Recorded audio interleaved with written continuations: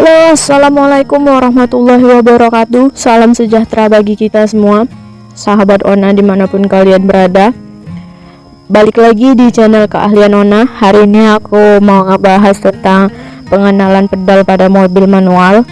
Ya guys ya, sebelumnya di sini juga aku mau jelasin beberapa tipe orang dalam memakai mobil manual ini. Terus juga aku mau share gimana caranya agar kita lancar jaya gitu ya mengendarai mobil manual. Sebelum itu guys, jangan lupa untuk klik like, subscribe, dan nyalain lonceng notifikasinya agar tidak ketinggalan video-video terbaru dari channel Keahlian Ona.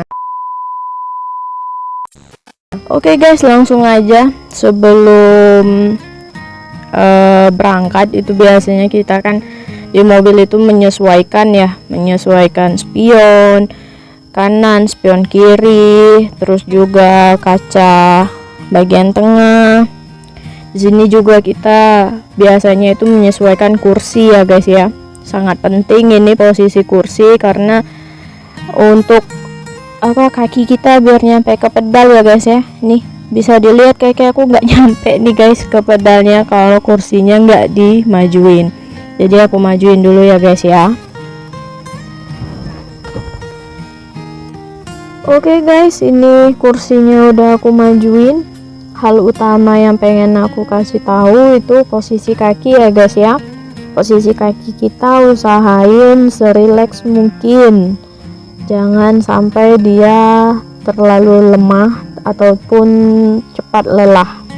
Jangan sampai dia cepat lelah, karena mungkin saja perjalanan kita panjang dan kita nggak punya sopir pengganti ya guys ya. Jadi kita harus memaksimalkan apa yang kita punya, tenaga yang kita punya, dan apa yang kita bisa.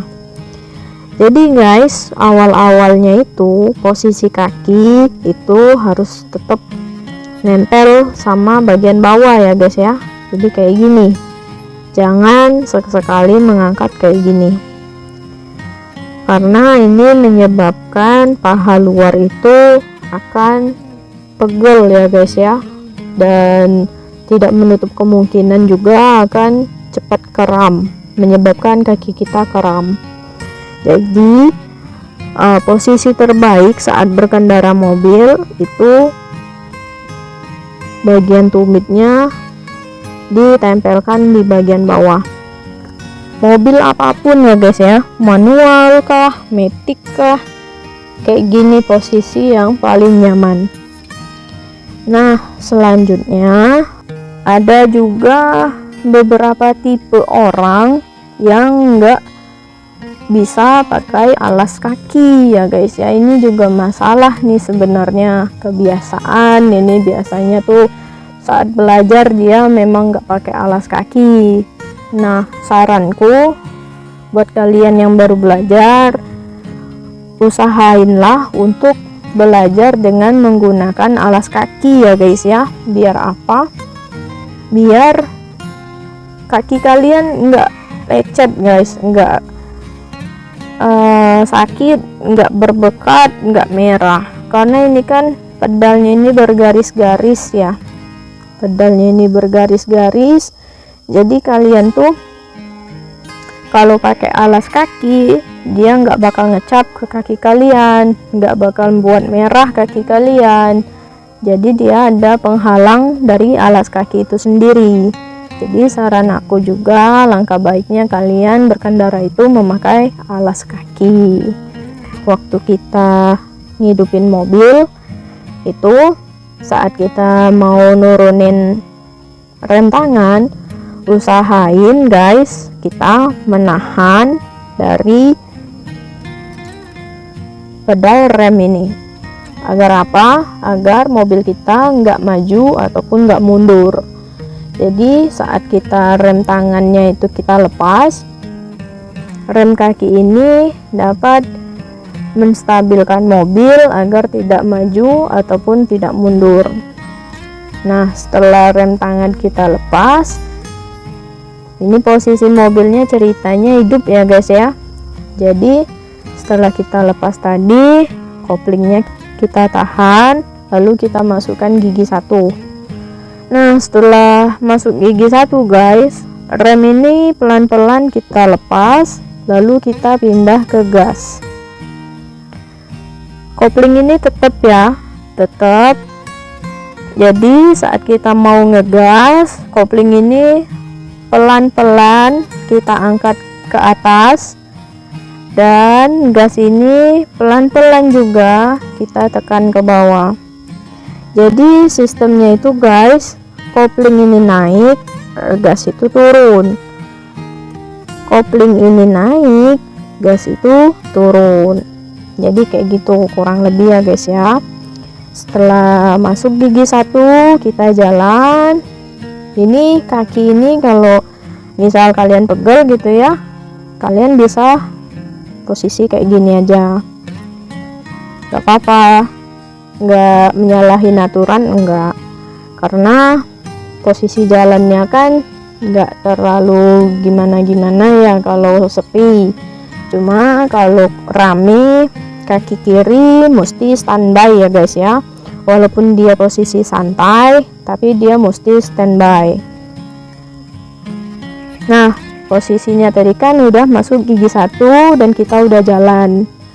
Selanjutnya itu pada saat kita mau masuk gigi 2, ada beberapa tipe orang nih guys dalam memasukkan gigi ataupun menurunkan gigi.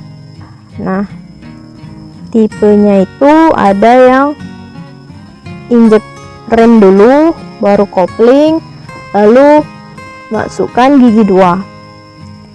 Ada juga tipe orang yang kopling dahulu baru rem, masukkan gigi 2.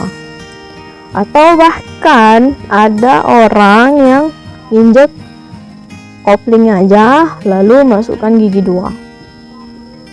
3 tipe ini itu niatnya sama ya guys ya, untuk menaikkan gigi ataupun menurunkan gigi.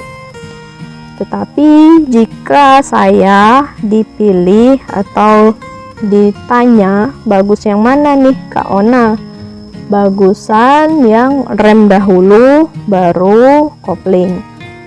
Alasannya kenapa Kak Ona? Alasannya itu kinerja kopling itu sebenarnya sama dengan rem, yaitu memperlambat laju kendaraan. Namun di sini kopling ini digunakan juga untuk menaikkan gigi ataupun menurunkan gigi. Nah, kalau kopling ini kita paksa ataupun kita kerja rodi gitu ya, udah memperlambat laju, udah menaikkan gigi ataupun menurunkan gigi, dia kerjanya makin berat, otomatis nanti menyebabkan aus ya guys ya, dia cepat terkikis dan cepat aus. Maka dari itu harus dibantu dengan rem. Inilah fungsi rem di sini. Kalau kita rem dahulu baru kopling, nah jadi kinerja kopling tadi nggak terlalu berat kan guys, dia udah disokong oleh rem terlebih dahulu. Kopling dulu baru rem itu juga sama aja. Tapi saat mobil kita lagi melaju nih ya, lagi melaju jalan set, kita mau ganti ataupun naikkan gigi, kita kopling dulu baru rem, ya sah-sah saja, boleh-boleh saja. Tapi itu tadi kinerja kopling itu dia masih bekerja keras, dimana dia menahan laju mobil kita yang udah melaju terlebih dahulu tadi guys, sebelum naikkan gigi atau nurunkan gigi.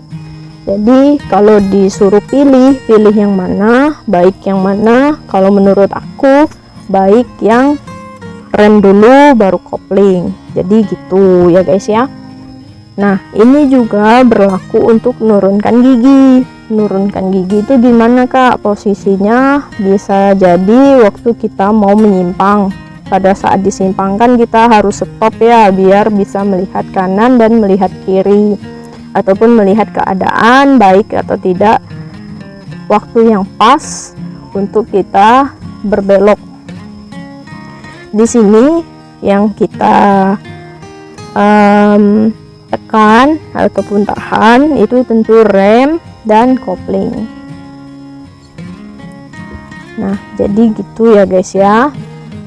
Oke guys, mungkin itu aja yang bisa aku sampaikan. Jika kalian ada saran dan kritik, silahkan sampaikan di kolom komentar video ini.